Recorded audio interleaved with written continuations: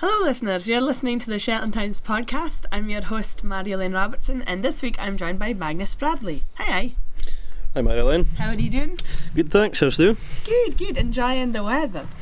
Yeah, I took a few drams for us to sit outside, but it's not actually as warm as I thought it was going to be. I know, we're actually, so for the listeners, we're recording this outside in Gletness. Mm-hmm. That's Sutherneston, yeah. Sutherneston.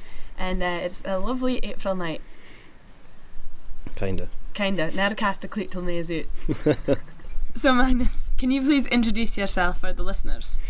Yeah, hi, I'm Magnus Bradley. I was born in Farafeni in the Gambia in West Africa. Explain more. I didn't kind more.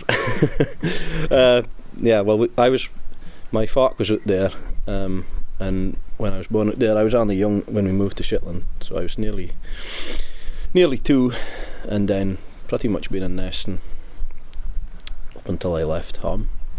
Yeah, and is your mum from Neston originally? No, mum's from Scalawa. Oh, okay. Mum's from Scalawa and dad's from England.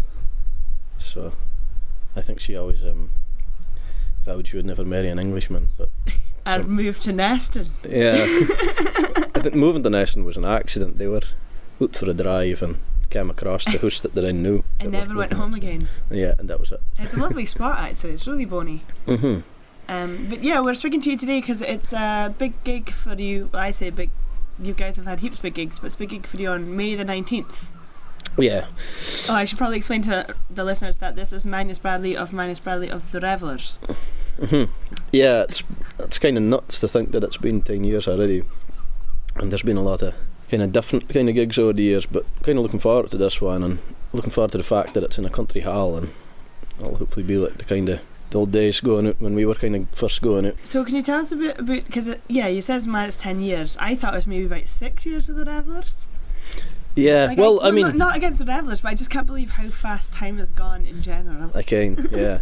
It's weird because in some ways it feels longer, and in some ways it feels no like 10 years, but the start of it was more than 10 years ago. Oh, what, really? Yeah. Okay, so tell us about how it began. Well, it was kind of idea I had for a long time. I was awful into the Revellers growing up. It was my brother actually in this workshop here was always playing that album Live on the Land the whole time. I always just thought it would be good to do a few of their songs, and Daniel Bide just over the hill. That's Daniel Gare. Daniel Gare, yeah. So he was finessing too, and we always spoke about it, and it's something that never really materialised. But eventually we kind of learned up a few of the tunes, and Craig Burney was playing bass in another band with me, kind of a metal band called Beasthead, and we got together and just worked on a few of the tunes, and it just kind of plodded along like that for a good year or so, probably more, and then got Andrew Clubb involved and Deeb, aka John Willem Hackrow, and Daniel was working with Eric Peterson at the time. And Daniel's fiddle player. Yeah, Daniel's fiddle player, and Eric was the mandolin player, or still is, and that's how that kind of first set up was, and we started off doing obviously covers, but we always wanted to branch out and do our own tunes. Shouldn't have read this letter, but it just took a pretty bit longer than we planned, and then no long into it, Louis joined, Louis Peterson, Eric's brother. Step in once for Eric, is that why? I think it was maybe the Scalawa Legion or Scalawa Botany Club. I'm sure it was a Scalawa gig anyway. Louis filled in for Eric and on the mandolin, but then we ended up thinking we could have both of them, and Louis would play the banjo, and the rest is history. You never really decided which is the best person. Yeah, they both got their pros and their cons.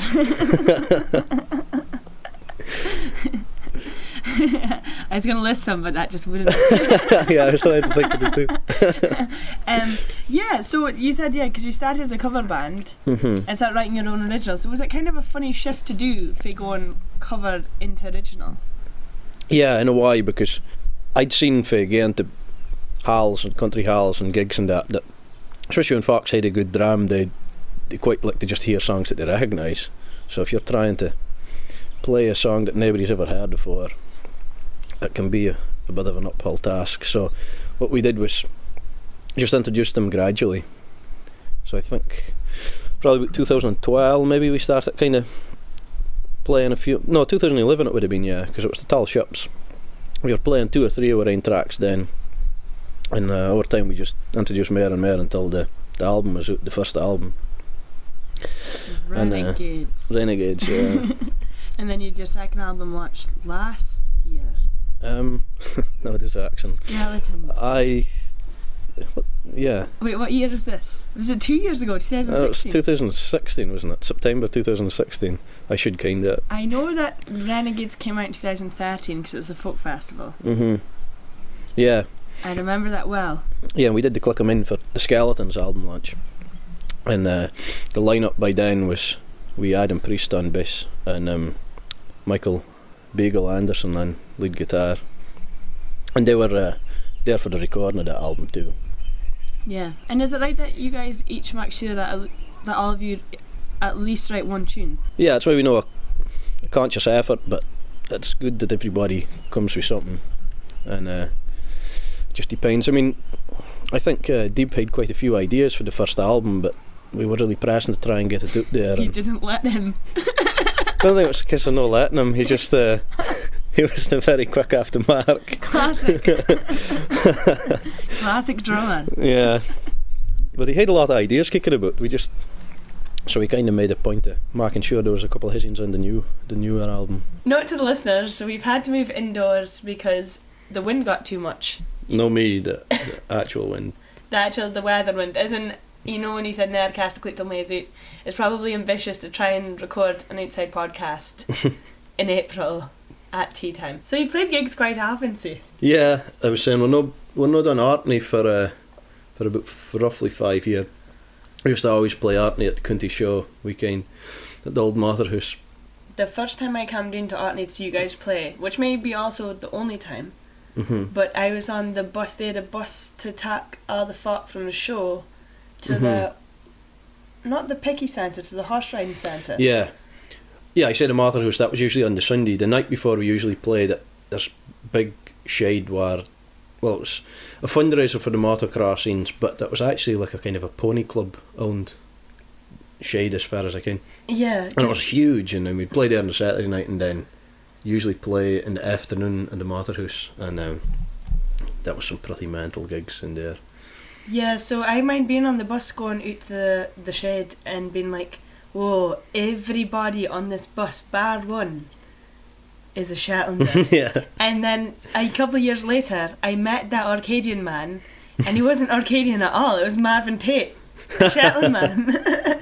But there's still lots of Arcadian support. I don't mean it to sound like there's only Shetlanders supported, but it's a nice home crowd to come and see you guys all the way in Orkney. Yeah, I mean, there's plenty of Arcadians at the gigs too, but yeah, there's always lots of Shetlanders, especially at the Mother House on the Sunday.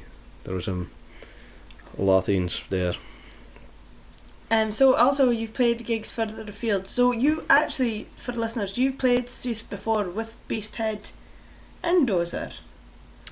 Yeah. 10 Ton Dozer, just abbreviating. So these are two Shetland metal bands. Yeah, a lot of years ago. Played with Beasthead. That was first time I was with any band, I think, and that was Dundee, and in Aberdeen we Bitumen River as well. Oh really? Yeah. Okay. And I think that was the only time Beasthead ever played with the Shetland.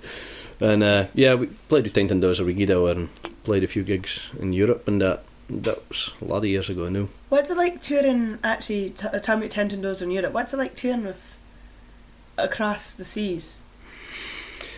Well, it was good, and it was good, different cultures and different audiences and different folk, but to be honest, we came back and played in Scotland after that, and they were actually better, more enjoyable gigs, I would say, just because I think the band before I was in it had been doing it before and played gigs, so they actually had a slight following by the time we came back to Scotland. So those folk that had been and seen them before I was even in the band was back wearing 10 Ton Dozer t-shirts and stuff. So whereas when you were over playing in Holland and Belgium and Germany, that folk was hearing you for the first time. Yeah. So have you found that with the Revellers? Because you've been, how many, I don't know if you can count off the top of your head, how many times you've been to the mainland with the Revellers? No off the top of my head, but we've done... But have you found more of a following every time? Yeah. Yeah, certainly in Aberdeen. Because Aberdeen, either is Orkney, Aberdeen's where we've played most outside Shetland, and the first time we played there it was like 80-90% Shetlanders at that gig, but I'd say the last time we did it was more maybe 50-50 or 60-40, so it's a good sign if it's going that way. And we're going again to play in Krakatoa, that used to be the Moorings, on the 2nd of November, if I've got that date right, this year. Yeah. And then the day after that we're meant to go to Orkney and play there again for the first time in a long time. I'm still not sure the venue quite yet at that one in Orkney, but and sell the albums. Yeah. Fucking Orkney didn't really work with CDs, it seems. There is things that's built in digitally, but for some reason the CDs didn't sell in Orkney. They just seem to download it. Because they're a much more modern, cutting edge kind of folk. Well, they must be, yeah. These Arcadians. Yeah. It's either that or Shetlanders feel pressured to buy our CDs to show that they're being supportive of their friends. Yeah, I concur. Or Shetlanders have more cars with CD players in them, and actually Orkney's ahead of the times, and you should be selling them cassette tapes for their cars. It could be that. But yeah, CDs are maybe too advanced. Okay. What funs do you have as well from South Stories? Any unique gigs? Well, it's always a good fun, because Dale Smith is very good and comes away with us, and he always drives a minibus, so it's always a good fun even just travelling to the gigs. And we usually, this happens every time, we go on the boat and we had a minibus with us and we say, right, we'll just have a kind of sensible night on the boat because we've got a long drive and all the rest of it. We're up early when the boat gets in Aberdeen every single year. Okay, you're in the bar till closing time and then you're up again at 6 or 7 in the morning feeling pretty rough, and then it's a long drive, and so usually have a few.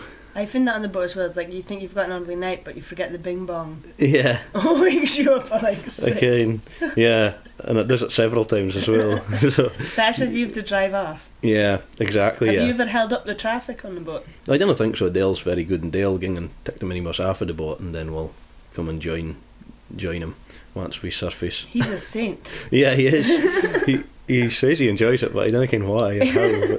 But, so yeah, the last time we were away, DJ Lyle Halkrow came away with us, and Siggy, and I kind of described it as like being on a birthday bus for 4 or 5 days. And in hospital. Yeah, well, we get another way to Newcastle, and then we stopped off and bought some mead when we got into England, and that was a bad move. And then, of course, on the return journey up, so it was like being on a birthday bus, because there was just drams going about the bus every day as you were going to each different city. How was the audience in Newcastle? Yeah, they were good, because I mean, we played at the Bikers Rally a few years ago, and there was quite a few ins that come out of the way to the rally for England, and they actually came to the Newcastle gig. I recognised a lot of them for the Bikers Rally, so that was good of them to just, because some of them travel quite a distance to come to that gig.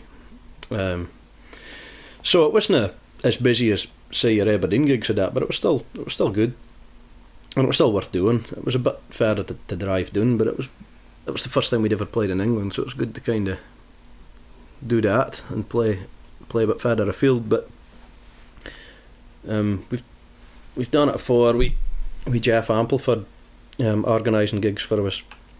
We some of the guys for Bomb Scare, another band called Scaramanga, and they played when we were doing in Glasgow and Edinburgh, and then we played Drummond's in Aberdeen, that we've always said was the hottest gig we've ever played, because the place was just boiling and they couldn't open any of the windows, they said, because of the noise pollution and whatever rules and regulations there is towards that.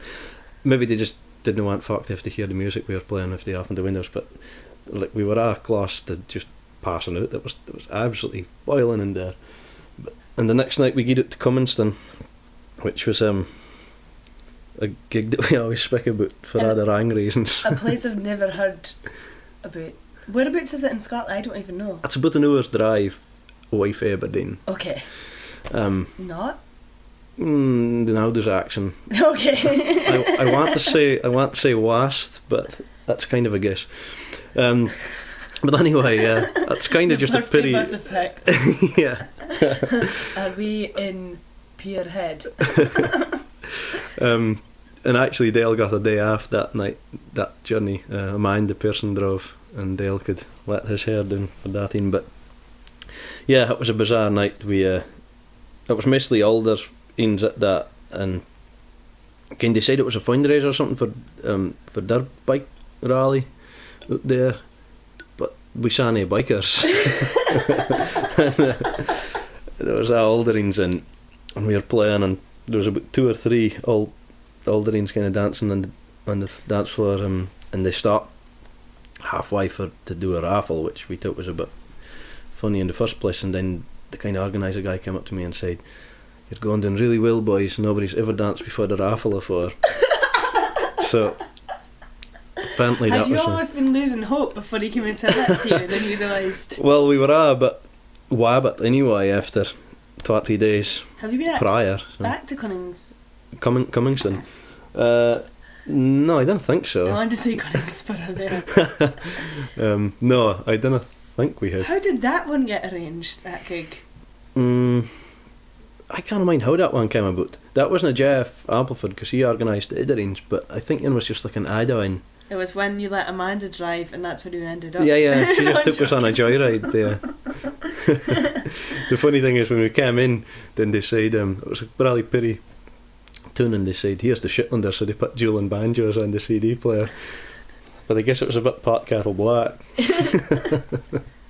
So you've also played Skagen in Denmark. Skagen.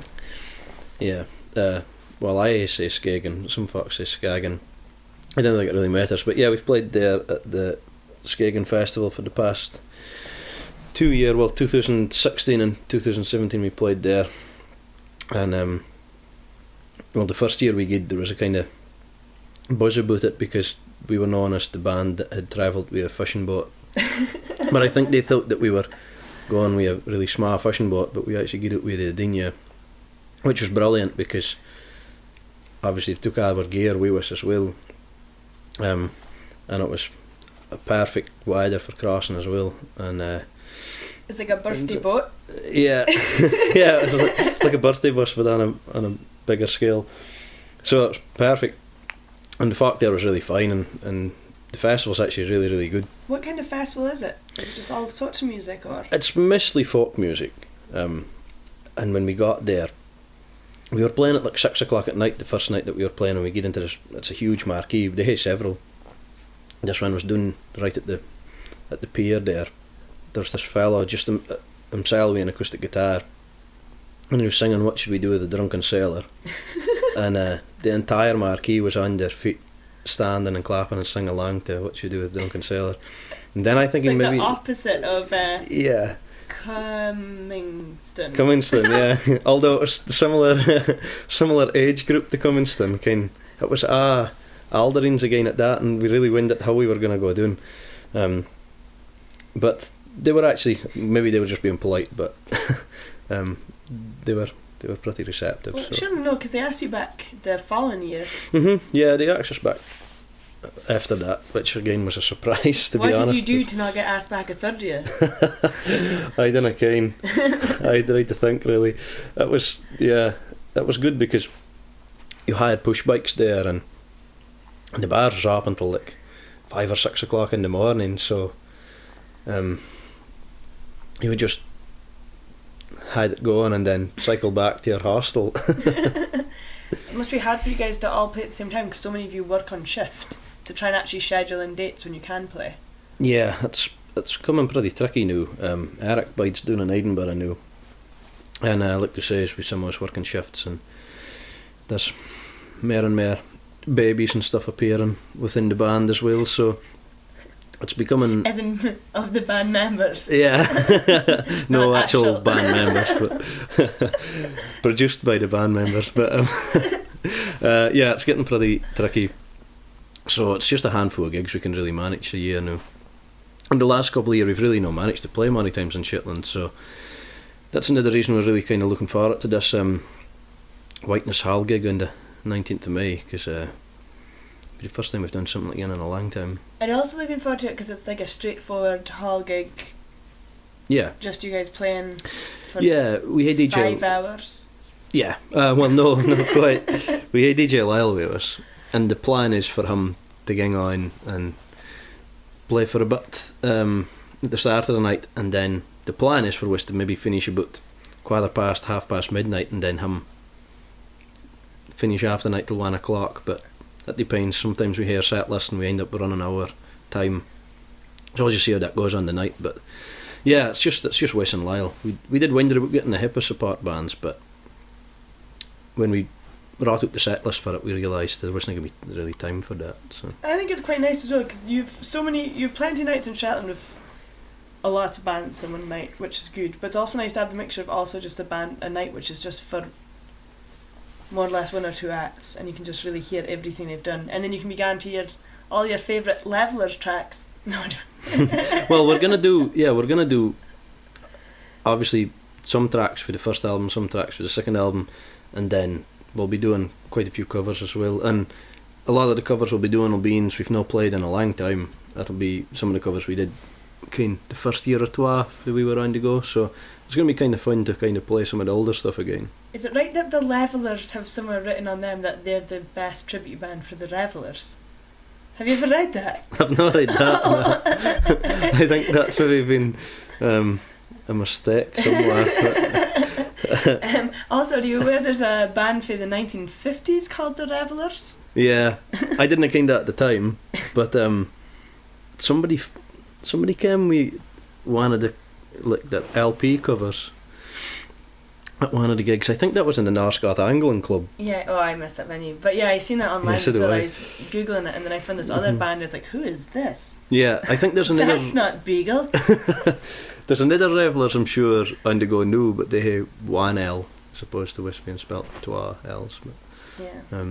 But yeah, there was a group a lot of years ago called the Revellers. And when you started up the band, you said you wanted to move on to your own originals and everything, but did you see it continuing as it has done? No, I didn't really think we'd still be playing gigs 10 years on. Would you have started if you knew? Well, that's a good question. Yeah, it's been really good, Ken.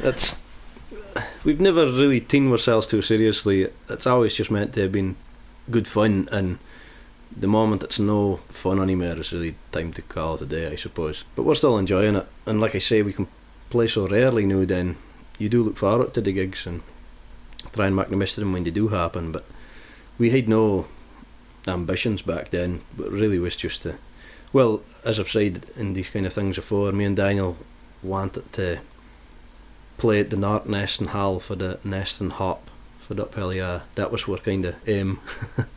So we did get to do that, so that was good to tick that off the bucket list. Well done, and thanks for speaking to this today at the Shetland Times podcast.